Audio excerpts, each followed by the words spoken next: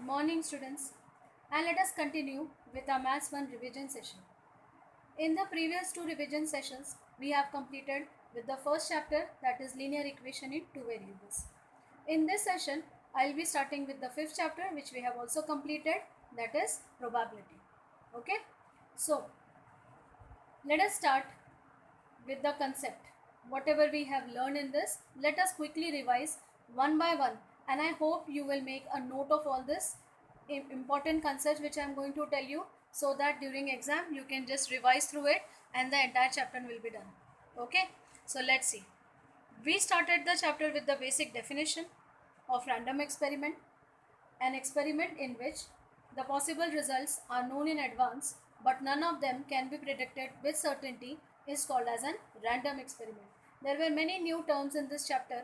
One by one I have explained all the terms. Very few I have collected here. So this was one of them, that is random experiment.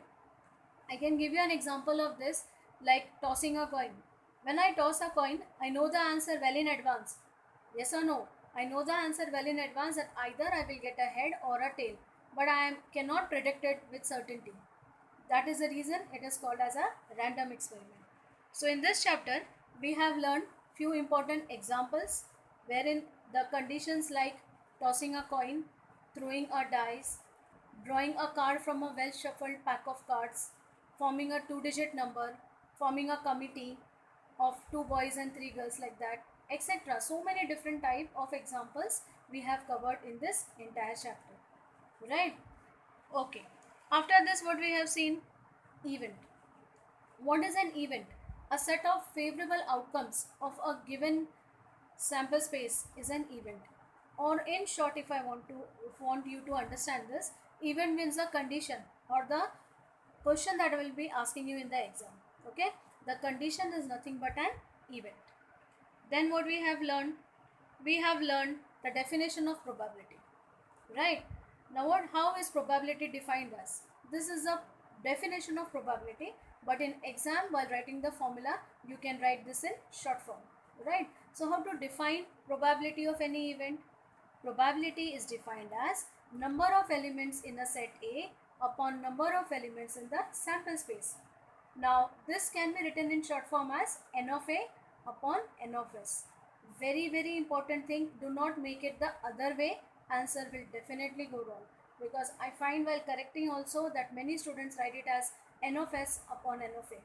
That is absolutely wrong. It is number of events in that particular event that is given to you, whether it is set A, set B or whatever, upon number number of elements in the sample space.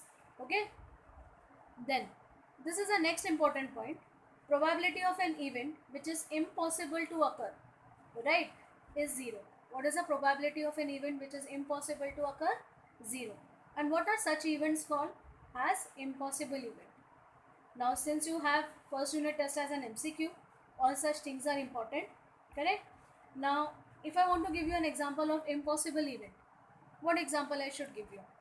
Like I am throwing a die and I want a number on the upper face of the die greater than 7. Now is it possible? No, because numbers on the die are only till 6. So getting a number greater than 6 or getting a number 7 is impossible. So probability of that will be 0 and it is called as an impossible event, right? Next one. The probability of an event which is sure to occur is 1. Such event is called as a sure event. Now these are the two type of events based on which questions can be asked. One is impossible event, which I have explained you just now, and the other one is when the probability is 1. It is not a fraction, it is a whole number 1. Means it is definitely going to happen and it is a sure event, right?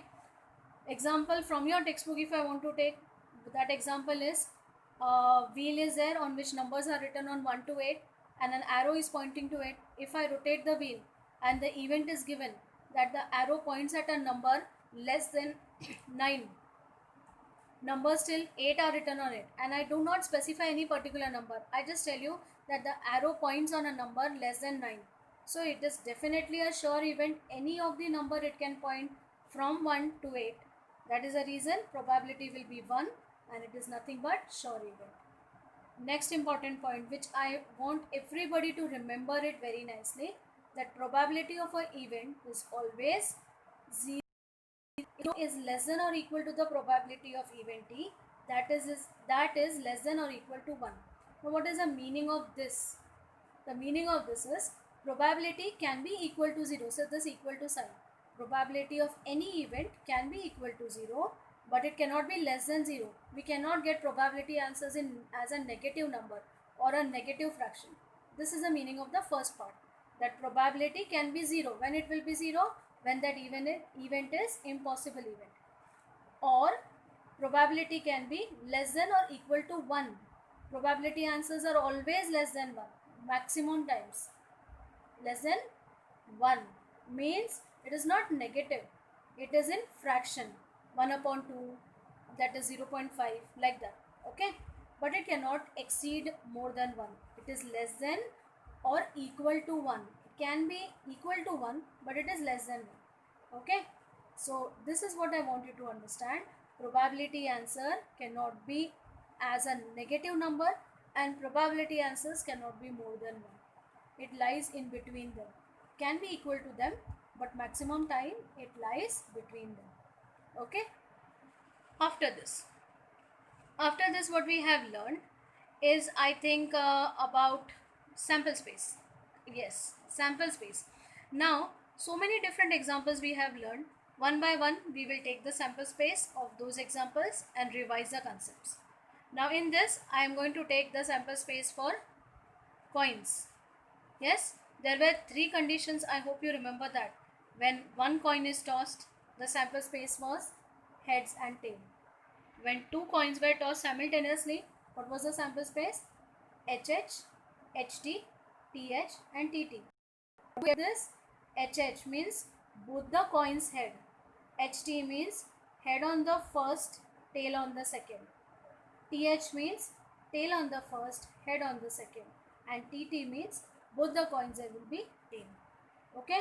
So what is N of S here in the first case? 2. What is N of S in the second case? 4.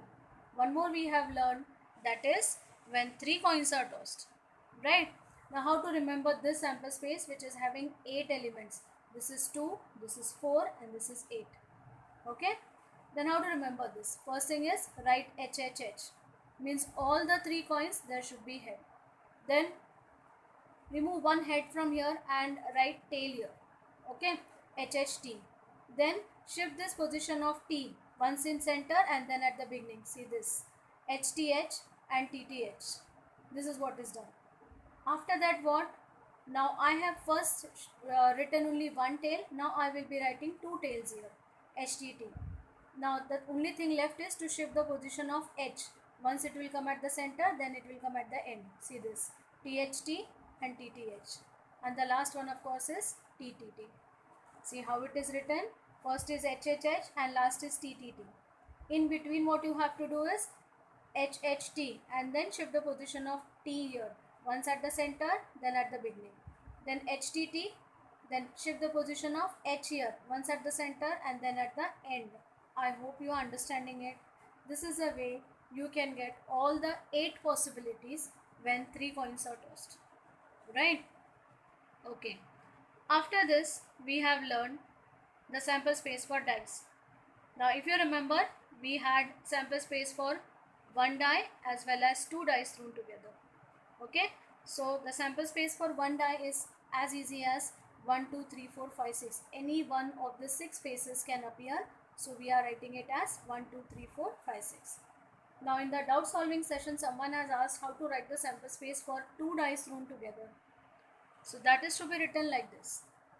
How do we get this? I have told you then also an easy method to remember. Now also I am repeating it again. Just listen. It should be 1, 1, 1, 2. What you do is, this is first die and this is second die. Right? On the first die, you write everywhere in the first row as 1, 1, 1, 1 and 1. Okay? On the second die, you change 1, 2, 3, 4, 5, 6. This is a pattern which you are going to follow throughout for all these 6 different rows. See, on the second die, I am first writing 2, 2, 2, 2, 2 and 2. Okay? On the second die, we will change the number from 1, 2, 3, 4, 5, 6. Exactly same with the third one, 4th, 5th and 6th. Like this, all the 6 rows you have to write the elements. So in all, how many elements are there? When 2 dice are thrown, one row is having 6 elements. There are 6 rows like this. So a total of 36. It is not 12, it is 36. One die it is 6, 2 dice it is 36. Okay, I hope you have understood how this is written. Without forgetting any of this, you can write it properly like this. Okay, right. After this, what we have learned important thing is about cards. Okay, now this I want everybody to write in your notebook, because these are very important points which I have collected, and if you remember these many points, trust me, any sum asked based on cards, you should be able to do it. First thing, there are 52 cards in a pack of cards. Okay, it has 4 different suits like spade, club, diamond and heart. You must have seen this, that these are the different shapes that are made on the card: spade, club, diamond shape and heart shape. Okay, so in this probability language they are called as suits. There are 4 different suits: spade, club, diamond and heart. Very important first thing to remember. Next thing is, spade and club are black cards. I have purposely written it in black so that you remember which are black cards: spade and club. There are 2 black cards, that is spade and club. Okay, then diamond and heart are red cards. Right? Out of these 4 suits, spade and club are black cards, diamond and heart are red cards. Then it means that out of 52, we have 26 red. See, this is 13 and this is 13. So total of 26. This is 13 and this is 13. Total of 26. 26 plus 26 is nothing but 52. Right? So out of 52, we have 26 red and 26 black cards. You need to remember this individually. 26 black cards, 26 red cards. Okay? Then in this 26 now, which are black cards, we have 13 spade, that is further bifurcated as 13 spade and 13 club. This I have told you here also. Spade and club are black cards. So how many are there? 13 each, because 13 fours is 52. So this 4 types which I have shown you here, each are having 13 cards. Okay, so 13 black card, 13 spade black, they are black in color, and 13 club, even they are black. So total of 26 black cards. Same way, there will be a total of 26 red cards, where we will have 13 diamond and 13 heart. Okay, 2 very important things. First thing, there are 26 red and 26 black cards. Then in that 26 black also, we have 13 spade and 13 club, correct? And out of this 26 red, we have 13 diamond and 13 heart. I hope till here about cards you have understood everything. Then king, queen, jack are called as face cards. Why? Because faces of king, queen and jack are drawn over it. So they are called as face cards. Each suit has 3 face cards. Each suit means each different types: spade, club, diamond and heart. Each type will have this 3 face cards: king, queen and jack. Okay, so how many type we have? We have 4 types. So a total of 3 into 4, 12. This is an important thing to remember, that in a pack of cards there are 12 face cards. Okay, in each type there are 3. So how many red face cards are there? Think about it. Red face cards, in diamond there will be 3, in heart there will be 3. So a total of 6. Red cards are 6, black face cards are 6. So a total of 12 face cards in a pack of cards. Okay. Then there are 4 ace cards in a pack of cards. Ace cards means what? The letter A written over it. So they are called as ace cards. Now face cards are over, ace cards are over. What is left is number cards. Now you must have seen there are few cards on which numbers are written, not starting from 1. Ace is considered as 1. It is starting from 2.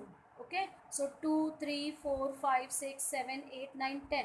These are the numbers written over it, and each suit is having like this 9 cards, which are called as number cards. So again there are 4 different suits as I have mentioned. So how many total number cards will be there? 9 into 4.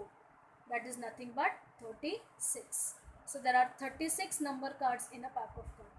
Why I am specifying on all this, I can ask you questions like, from a pack of cards, a card is drawn, find the probability that it is a face card. So there are 12 face cards, so it will be 12 upon 52. If I ask you ace cards, it will be 4 upon 52. Number cards, 36 upon 52. Like this, I can change the question in a number of ways and ask you. You should remember all these basic concepts. Okay? Okay, right. Next one. Next thing that we have learned in this is forming a two-digit number using the digits given, right? Now I have given you an example here using the digits 2, 6, 7, 8, right? How to form a two-digit number. Again in this we have two types of sums. The first type is without repeating the digits, right? Without repeating the digits means I have to form a two-digit number without repeating any of these digits. Now how to form that? How to get the sample space? We will start from 2, okay? 2, 6, first number, 2, 7 and 2, 8. All combinations of 2 are over. So we get 26, 27 and 28.